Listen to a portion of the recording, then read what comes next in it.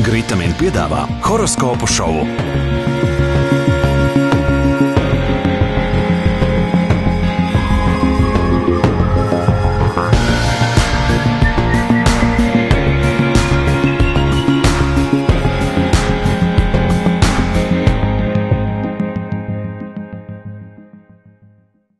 Labdien! Mani sauc Ilmārs, un es esmu mēdījis, kurš saņem informāciju pat taisno no zvaigznēm un nodot tālāk jau jums.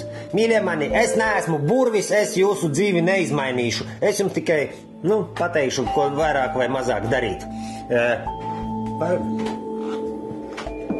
Tā ir Sofija, tā ir mana kaimiņiene, mazliet asistēs, nejaucam ar Lorēnu.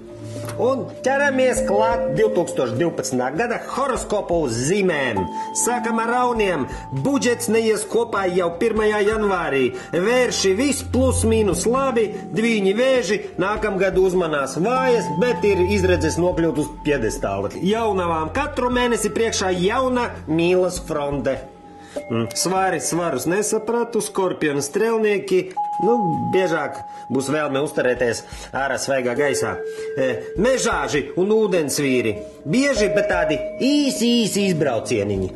Un zivis, ir viena zivs, kuru man joprojām nav atzvanījusi jau 6. nedēļu. Viss ir atkarīgs no jums, no jūsu veselīgas attieksmes. Nākamais, saprotiet, nākamais ir pūķa gads, daudz siekalu un arī uguns. Gritamin vitamīni ir dabisks enerģijas avots, stiprina imunitāti un kavē novecošanās procesus. Gritamin – veselīgai attieksmei pret dzīvi.